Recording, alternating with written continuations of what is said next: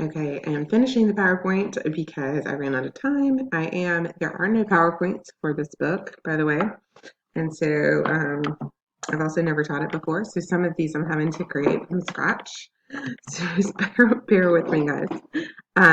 Okay, so we're just going to finish up because I just wanted to go ahead and get part of the lecture up, which was the majority of it, so that you guys could not waste time. And this is just the last little bit, and just making sure that we're covering everything that's really, really important. So with the African American population, alcohol consumption is seen as culturally acceptable. It is a means for achieving spontaneity, sociability, and relaxation. Drinking really occurs more on weekends, traditionally with family and friends, and brand alcohol names are status. Back in our history, earlier stereotyping of Africans, there was from the institutionalization of slavery. They tried to control the population and prohibited alcoholic beverages. It was based on a fear that intoxicated free slaves would lead a rebellion.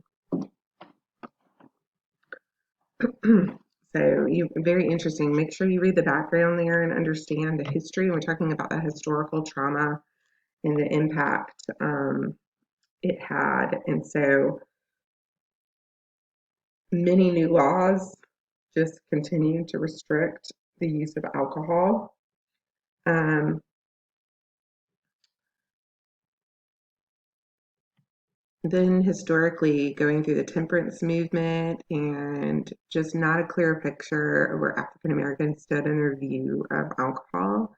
And then you see through the history how that changed, and then how during Prohibition, people started to make money in different ways, like bootleggers and cabarets, speakeasies, and starting to make money that way because there were only low-paying jobs for African Americans in the North. And so you start to see this switch and shift in the view of alcoholism. Um, they had embraced temperance as a means to demonstrate defiance, but also later on took these jobs in different, more profitable areas, and that started to shift kind of the value of that. So, speakeasies, cabarets, and all of the things that kind of came out of that movement. Um, let's talk a little bit about values and family roles here too, and kinship and religion. And And also a diverse population we talked about before with Pacific Islanders and Asian families. So when you're studying African American families and backgrounds, there's a variety of different backgrounds. And you may be looking at African immigrants, British West Indies, Haitians, African Muslim families. So again, there's a lot of variation in people. And I think I talked about this in another lecture, but maybe not with you guys, about oftentimes not knowing their generation because of slavery, not being able to trace back to a certain point. And so that testing for genetics can be really helpful to find out perhaps where a country of origin may be, to embrace heritage and culture. But often, also, African Americans are very distrustful of a genetic test because of the history of testing and things such in our country and what has been done, like Tuskegee and other things. So it's really important to know all of those things when you're counseling someone. The family roles in an African American family are like this. Clearly, because of our history from agriculture into service into industry, um, left this group as last hired, first fired. Unemployment was very high outside of Southern agriculture. So African American women were forced to work outside the home. They're also seen as the strength of the family.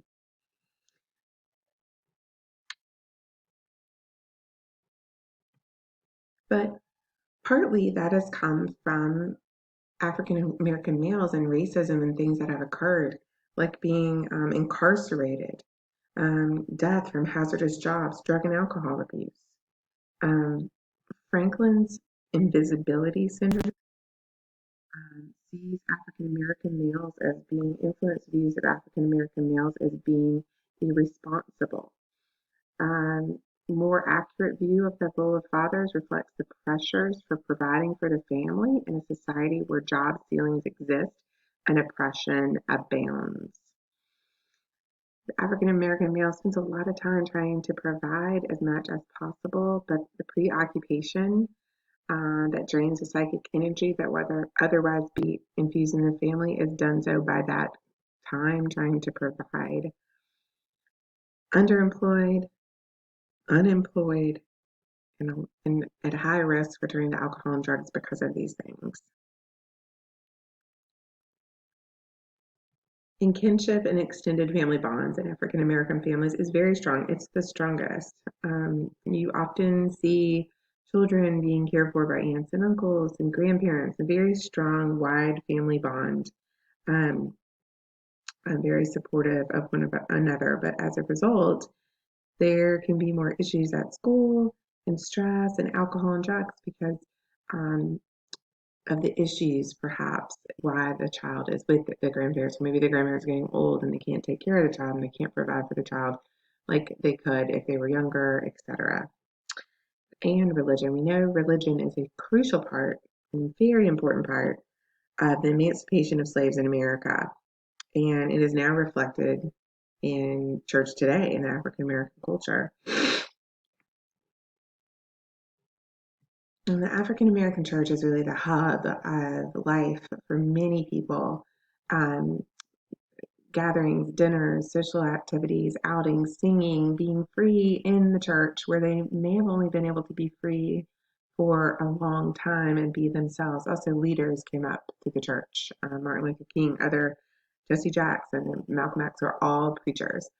And so it gives them a platform to talk and just a place to be heard. It's so, so important. 90% of African Americans rank it as very important. So as a counselor, why is this important? How could you utilize the church to help? Could the church be hurting, depending on the church they're in and what's happening? But how would you mitigate that? Um, but it is also a protective factor against alcohol and drug use. So high religiosity is also a protective factor. So it can help mitigate those alcohol and drug risk factors. So AOD, alcohol and drug use, has been linked to interrelationships of individual attributes. That's obviously misspelled wrong. Character and characteristics, environmental characteristics, historical experiences, which I've been mentioning throughout, cultural factors, poverty, stress, unemployment, racism, and discrimination. I'm so glad that the conversation is changing about this because it's so, so important and it's not been highlighted enough. The horrible discrimination, racism, and the systemic issues that are happening. Um, Higher levels of alcohol problems are those for those who actually drink. Low income males are at highest risk. Black males, why they from beginning moving forward face harsher discipline at school. They're ostracized more and have a whole host of other issues. I know often the families that play basketball for my husband, a lot of times those boys will be expected to go to work when they're 15 or 16, and some of them working in a factory or feeling like they've got to provide for the family with a single mom and other siblings who are younger. And so what ends up happening with that is that they get into a job where they're not making a ton of money and they're so tired they can't come to school.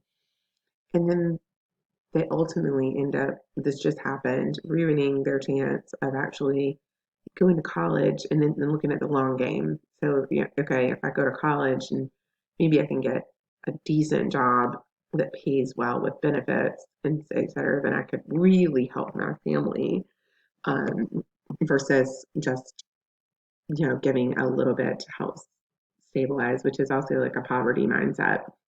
And so that Circles of Truth is a great resource for us If any of you get an opportunity to volunteer or go for a night, that would be a great thing to do, just to help you to understand poverty. And you may understand it from all your classes or your own experiences, but that mindset is a very real mindset, and it's a survival mindset. Okay. There are obviously neighborhood risk factors, but mediators for that are parental supervision and family obligations. If they have, no matter the neighborhood, if they have good parental supervision and support and strong family obligations, then that can mediate and lower the risk factors. It can be a protective factor. The availability of alcohol is rampant in low income African American neighborhoods that are predominantly African American. For fun, or for a wake up call, please try to ride around town and ride over to some of the housing, to the housing authority. That's one of our sites for internship practicum. Somebody, I think someone in your class is there, um, that's doing practicum with Jaja. If I think if you go down, is it Hamilton or Whitesville Road? Um, I'm kind of thinking it's Whitesville Road now. I always get the two confused. You can ride down either of those roads to go, like toward Columbus or Pine Mountain, and look around. And what do you see? What do you see? Lots of places to buy alcohol, but I just want you to, I'm out here in my neighborhood, and you have to, you can't walk to get alcohol here. You have to drive. It's several miles away from my house, and they make it very easy. Very much preying on the vulnerability of the population. Somebody's making tons of money, capitalizing on it. Um, Rural youth drug is higher. Why? Think about it. Just lots of reasons I think could go through your head, and we're gonna talk about it when we have class together. And there's a lot more physical and emotional bullying. There's a lot going on. So for these young kids here, are African American. Um, there's other issues too, like PTSD from all the different issues. Katrina is a wonderful example, Hurricane Katrina. The survivors, and some students have done studies on this. I think we had a poster at one point, but in natural disasters, not paying attention to important factors such as culture, splitting up churches instead of, I mean, they had to transplant people, and they would cut them from extended family, cut them from church, and there's severe PTSD because culturally that church is their family, and all their extended families, that's their family. That's not, you know, I may not see my cousin but once a year, but that they may just lived with their cousin. So it was just an awful situation. And there's research on Katrina, and very, very fascinating on all the racism and discrimination that occurred in that whole process. Um, mhm. What else do I want to say? I think that's it. Just make sure you read and you understand at a glance. Make sure that you really understand. It's going to be really, really important for you in practicum and internship. It's going to help you to understand people and have patience with people. Of course, with Latino and Hispanic populations, we have the same issue. Look at the term. I mean, it comprises so many different cultures. Um, the term Hispanic refers to Spaniards, Portuguese, whereas Latino includes those known as Chicanos, Cuban, people from Cuba, Puerto Ricans, Latin Americans, and Mexican Americans. Those are completely different cultures in a lot of ways. So, really, really important that you know your client and know where what culture that they adhere to, or do they not have any of those um, commonalities? Were they raised here and in a different, completely American way, and then completely Americanized, whereas you talking about these things would be insensitive. So you just really always follow your client and ask them, and be open to for them to teach you. People are always very willing to talk and tell me about your background, tell me about your history, tell me about your family, and you can make a lot of where my brain's not working again. Hypotheses, and just check them out and Rogerian way.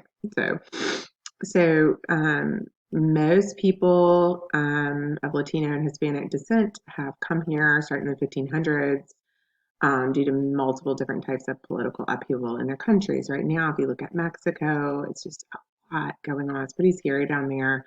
Um, you're seeing people being murdered, and there's lots of cartel stuff going on, um, and it just it's very scary. And so people are coming in different countries that because of safety and issues. We don't really know how many Latino and Hispanic people are in the country because there's so many undocumented immigrants, and that's also a risk factor, being just predisposed to PTSD and a whole host of other things and everything that's happened to that individual, especially right now. I can imagine it could be pretty scary at this point for them thinking about being taken back or separated from family. Um, Career and education success is very important, even more important than family. But family is the top value that set for career success. Strong family values are a protective factor against alcohol and drug use. But if the family is very big into those kinds of activities, then it could be a risk factor. Very private. Loyalty, loyalty, loyalty. Don't talk about it. Keep it in the family. Extended family is important. Godparents have a really strong role. There's some old assumptions about the male, female that roles. Um, and while I have seen this in counseling, it depends on the family because where the males have been seen as the dominant person in the relationship and the females are more submissive, it is really more now that Hispanic men are dependent and submissive, and the woman's dominant and controlling and in charge of the family. So, again, finding out what is true for your client or their family is really important because you can't make assumptions about anything. And alcohol is the most commonly abused drug accepted to deal with stress. And there are sociological risk factors like that, the impact of culture and how stressful that is and how different it is into a culture here. Parents' approval, like I talked about, of AODs, peer pressure, and then the issues in school and issues with language proficiency and things such as that. So make sure that you look at a glance, on all of these and just a review so you know them.